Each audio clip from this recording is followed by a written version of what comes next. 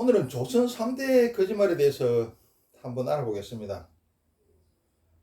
노처녀 시집 안 간다는 이 말은 뭐 누구나 다 알 수 있는 말이죠.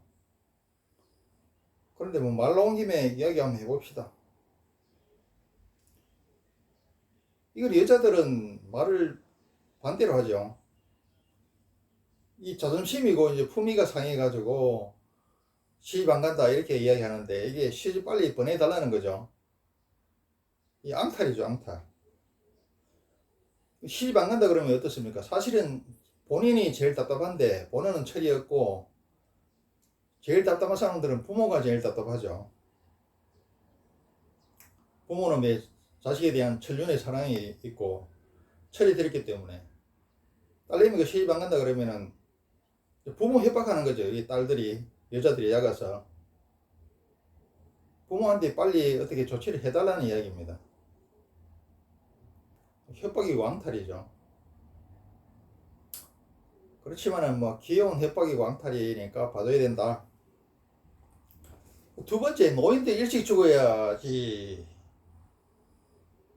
살만큼 살았으니까 뭐 일찍 죽어야지. 이 소리하고 또 나는 살만큼 살았으니까 뭐 죽는 게 겁 안 난다. 겁나는 게 없다. 이 두 가지 소리죠. 나 이것도 순진하게 진짜인 줄 알았어요. 근데 내가 나이가 먹어보니까 이것도 순전히 거짓말이더라. 육체하고 정신은 같으면서 다르면서 같죠. 그래서 육체가 늙어가면은 늙고 약해지면 정신도 늙고 약해집니다. 그래서 나이가 들수록 겁이 더 많아요. 왜 군대를 갔다가 10대 후반에 20대 초반에 보내겠습니까? 혈기 방장할 때 겁이 없죠. 늙을수록 몸도 마음도 다 늙어서 겁이 더 많더라. 그래서 일찍 죽어야지. 이 소리는 미안해서 하는 소리기도 하고, 아닙니다. 아직 뭐 100년은 더 살아야죠. 이 소리 듣고 싶어 하는 소리죠. 그리고 살 만큼 살아서 죽는 게 겁 안 난다. 이렇게 하는 것은 이게 방어막 치는 거죠. 괜히 센 척 하려고. 그 겁 많은 개가 짖는 거나 마찬가지입니다. 살 날이 얼마 안 남기 때문에 삶에 대한 예측이 더 강하죠. 그래서 뭐 불루초 먹고 뭐 진시황 불루초 사고 온갖 좋은 음식 다 찾고 그러죠. 그래서 이것도 방어막 치는 거고 그냥 떠보는 거고 그런 거니까 겁 많은 개가 짖는 거니까 이것도 봐줘야 된다. 근데 어른이니까 봐줘야죠. 장유유수죠. 장유유수가 뭡니까? 하늘이 정한 질서죠. 그걸 뒤집어서는 안 되겠다.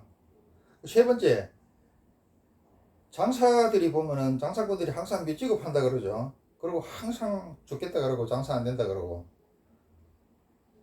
근데 이거는 이제 누구나 다 거짓말인 줄 알고 있는데 왜 이렇게 이런 소리를 하는가에 대해서 구체적으로 설명해 놓은 데가 없습니다.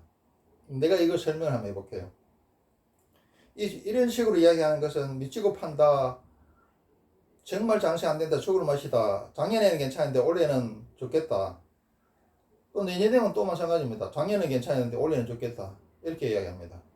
전 세계 공통적으로 왜 이렇게 이야기하는가?